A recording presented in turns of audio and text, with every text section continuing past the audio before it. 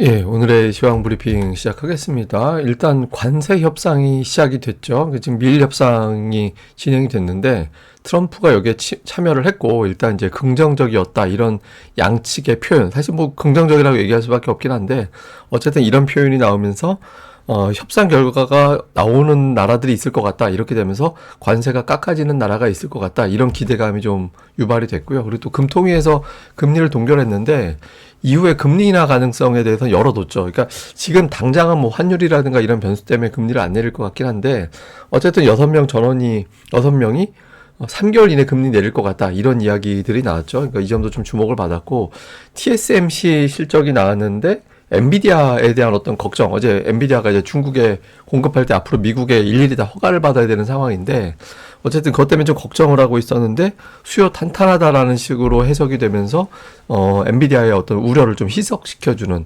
그런 결과가 나왔습니다. 그리고 오늘 외국인들이 뭐 많이 팔긴 했는데 그래도 어제 비해서는 매도가 많이 줄었고 또 코스닥은 매수했잖아요. 그러다 보니까 상승 종목 수가 거의 1200개 가까이 나오는 그런 형태가 됐거든요. 제가 아침에 뭐 잠시 후에 또 차트로 설명드리겠습니다만은 그 이틀 안에 올라가 줘야 시장이 살아있는 게 된다. 안 그러면 이제 이번 반등이 끝난 게 될 수도 있다라고 해서 이제 제가 이틀 안이 되게 중요하다라고 말씀을 드렸는데 다행히 이제 그런 모습이 나온 것 같습니다. 또 오늘 아시아 증시가 미국이 그렇게 빠졌는데 나름대로 괜찮았어요. 그러니까 이게 미국 나올 때 파월 의장의 발언이 나오면서도 국채 금리가 빠지고 달러 인덱스도 빠지고 이렇게 빠졌거든요. 그러니까 이게 사람들이 볼 때는 뭐 그렇게 새롭게 나온 뉴스는 없었고 어제 미국 시장 마감된 다음에 엔비디아의 어떤 그 관련된 수출 규제 이야기가 나온 건 미국 증시 마감된 다음이었잖아요. 그러니까 이미 우리 증시는 그 내용을 반영을 했거든요.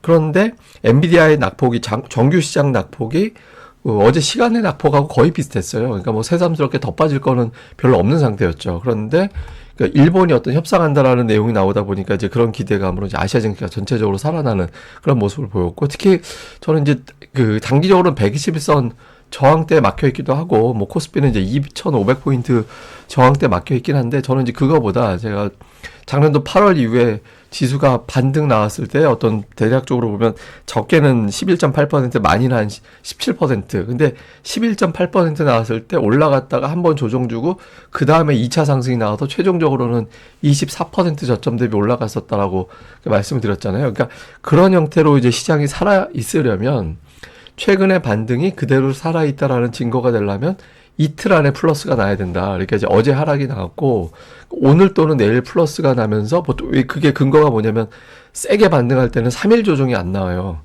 그러니까 이틀 조정 나오면 그 다음엔 플러스가 나는 그런 형태가 나와줘야 되거든요. 근데 일단 어제 조정이 나왔고 오늘 설령 빠진다고 하더라도 어제 조정폭보다 작았어야 됐어요. 그리고 이제 내일 올라가고 이런 구도가 되면 지금 최근에 올라왔던 힘이 그대로 살아 있구나라고 해석이 되는 건데 다행스럽게 미증시가 빠진 날 이제 이런 움직임이 나와서 최근에 반등을 노렸던 매수 주체가 아직은 그대로 있구나라는 점을 또 확인을 해준 것 같습니다. 그리고 뉴스도 저게 이제 뭐 트럼프가 미일 관세 협상에 큰 진전이 있다 이렇게 얘기하는데 저거 진전 없다고 얘기하기도 쉽진 않을 거예요. 왜냐면 지금 최근에 트럼프의 지지율이 빠지고 있잖아요. 예, 지지율, 그러니까 인기도가 이제 빠지고 있는데 비슷한 기간 동안에 어떤 다른 대통령들하고 비교해 보면은 트럼프가 가장 문제가 되고 있거든요. 근데 트럼프가 지금 문제 일으키는 건 딴 거 없잖아요.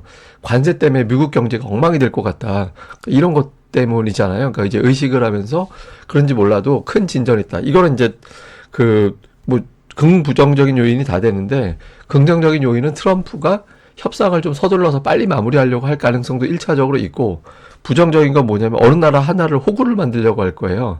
내가 이만큼 받아냈어라고 해가지고 어떤 특정 나라 첫 번째 대상이 되는 국가가 됐든 어디가 됐든 이제 호구를 만들 가능성도 있거든요. 그래서 둘 중에 이제 어디가 될 거냐. 근데 그 최근에 트럼프가 좀 밀리는 걸 봤기 때문에 시간을 벌려고 할 것 같다. 주요 국가들이 최근에 이제 그런 이야기들이 나오고 있거든요. 그래서 유럽에서는 뭐 비공식적인 보도긴 합니다만은 도대체 미국이 뭘 원하는 건지 알 수가 없다.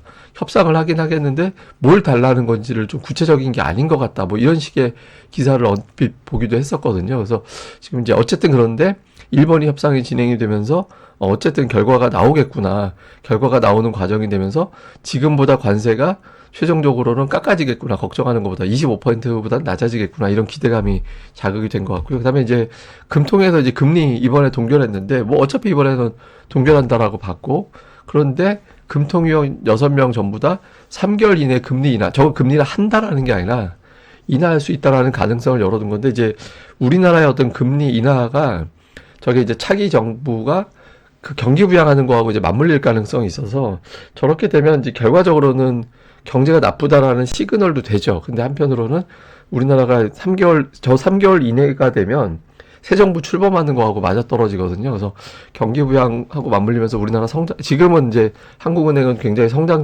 전망에 대해서 보수적으로 잡았는데 좀 회복될 수도 있겠구나라는 희망을 조금은 갖게 된 그런 이유로 작동을 했던 것 같습니다. 그리고 이제 젠스랑이 중국 갔잖아요. 그러니까 중국 갔는데 저게 뭐 구체적인 내용이라든가 이런 걸 알려주지는 않았는데 어쨌든 그러니까 중국 가고 어떤 형태가 됐든 뭐 그냥 공식적으로는 그냥 갑자기 뭐 중국 수출 통제해서 갑자기 간 게 아니라 일정 소화하러 간 거긴 하거든요. 근데 이제 시장에서는 저게 이제 어떤 형태가 됐든 중국 시장에 공급을 우회가 됐든 뭐 그 제품을 더 다운을 시키든 어떤 형태가 됐든 해서 실질적인 실적 타격은 그렇게 크지 않을 수 있을 것 같다. 그러니까 이렇게 또 해석이 됐던 것 같습니다. 그래서 이제 엔비디아가 이제 우리 증시 지금 보니까 시간에도 괜찮은 흐름이 나오고 그렇게 됐거든요. 그래서 하루 충격으로 마무리될지도 모르겠다라는 기대감도 역시 시장에는 긍정적으로 해석이 됐던 것 같습니다. 예, 뭐 종목으로는 오늘 조금 안 좋은 건 주요 수출주는 별로였어요. 그러니까 삼성전자, 하이닉스, 현대차, LG에너지솔루션, 그러니까 관세 대상 종목들은 좀 약했고 삼성바이오, 하나에어로, HD 현대중공업, 그러니까 관세 대피주, 공교롭게도 관세 대피주로 분류가 되는 종목군들 업종만 딱 부러지게 올라가는 그런 형태가 나왔거든요. 그래서 여전히 외국인들은 좀 관세를 많이 의식하고 있다. 그래서 완전히 관세 부담을 털어낸 것까지는 아니다. 그러니까 이 정도로 봐야 될 것 같고 코스닥 쪽도 보면 이제 제약바이오, 뭐 알테오젠, HLB 뭐 이런 종목들 로봇주 그래서 보면 뭐 약간 제약바이오들이 올라가서 양시장의 지수를 끌어올린 건 어떤 관세에 대한 안도감보다는 이 정도면은 뭐 시장이 더 빠질 것 같지는 않고 이럴 때 이제 조금 자유로운 종목군들 쪽으로 한번 끌어올려 보자 뭐 이 정도. 그리고 관세 관련된 종목은 적어도 빠지지 않는 정도의 흐름 뭐 이 정도로 본 것 같습니다. 더 찜찜함과 그래도 시장은 올라가겠지 뭐 관세 심각하게 더 가겠어 뭐 이런 것들이 이제 같이 겹치면서 이제 상승 종목은 많은데 나머지 종목은 좀 어정쩡하게 올라가고 이제 대피주들이 상대적으로 더 강한 그런 모습을 보였던 것 같습니다.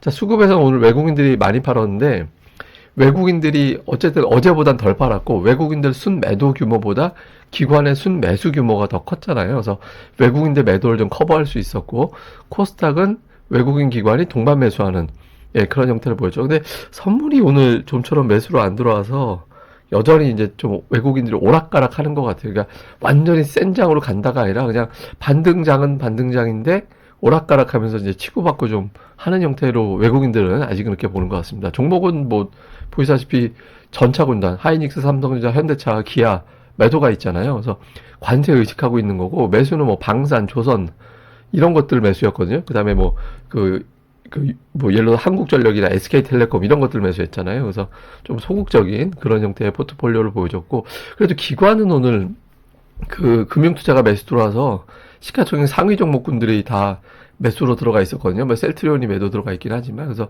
전체적으로 이제 금융투자 매수에 대형주 쪽 수급이 좀 괜찮아지면서 지수가 그래도 플러스 날 수 있는 그런 상황을 보여줬고 코스닥 쪽은 양 주체가 뭐 뚜렷하게 어떤 업종을 집중적으로 샀다 이런 건 없었어요. 예, 그냥 뭐 2차 전지도 있고 바이오도 있고 이제 반도체도 있고 이제 좀 종목별로 골라서 하는 형태였고 기관도 역시 뭐 이렇게 업종을 고르게 샀다라기보다는 이제 골라서 담는 정도, 그런 형태를 보인 게 특징이었습니다.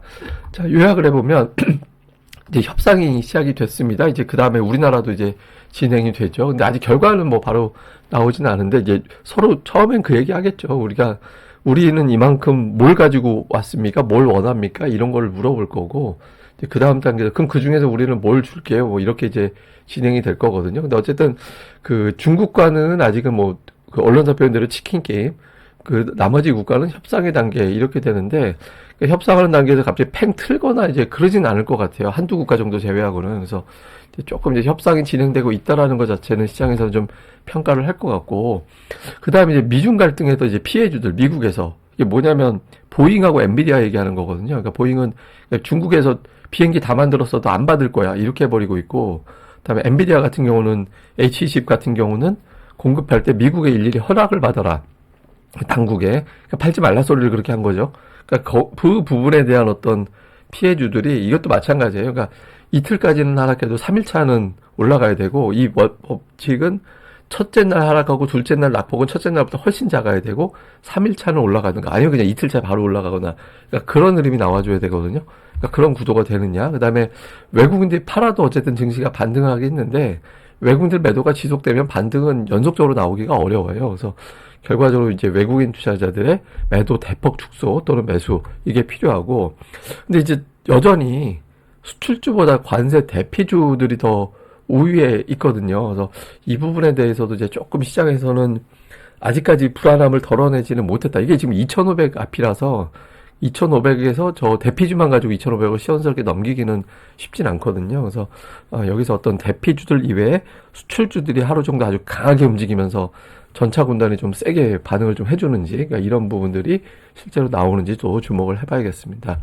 예, 근데 이거는 뭐냐면 중국이 미국으로부터 수입하는 품목들이거든요. 근데 여기서 잘 보면 에너지가 있고 대두, 콩 얘기하는 겁니다. 그 콩은 이제 중국 사람들이 그 돼지고기를 되게 많이 먹어요.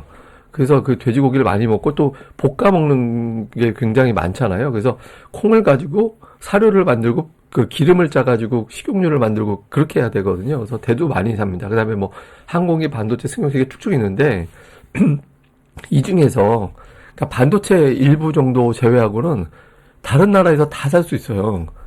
의약품도 아마 일부는 미국에서 사야 될 것 같긴 한데, 근데 어쨌든 이 품목들이 사실 중국 입장에서는 미국 말고 딴 데서 살라고 작정하면 살 수도 있거든요. 그러니까 조건이 안 맞거나 뭐 품질이 다르게 되거나 그럴 수 있어서 그렇지. 그래서 이게 근데 이제 반면에 또 중국 입장에서 그렇다고 안 사기도 뭐한 게 중국 물건을 미국이 또 안 사주면 골치 아프니까. 근데 이게 어떤 의미냐면 시간을 계속 끈다고 해서 미국만 마냥 유리하지도 않다라는 얘기가 되거든요. 그래서 그러니까 미국하고 중국하고 신경전 벌이고 있긴 한데 저게 무한정 길게 가지는 쉽진 않다. 양쪽에서 어쨌든 묵직하게 하나씩은 뭔가 좀 들고 있어서 서로 진짜 지금도 죽겠는데 더 죽겠다라고 서로 맞부딪힐 수도 있긴 하지만 현실적으로 그러지는 않을 것 같거든요. 그래서 그런 부분들이 하나가 있고, 앞서 보여드린 트럼프 입장에서는 지금 지지율이 떨어지면 저건 협상의 동력을 떨어뜨리는 그런 계기가 되고, 지지율이 떨어지면 떨어질수록 다른 국가들은 더 튕기게 되는 그런 요인이 될 수 있거든요. 그래서 조금 아마 미국에서는 협상을 서둔다까지는 아니더라도 어쨌든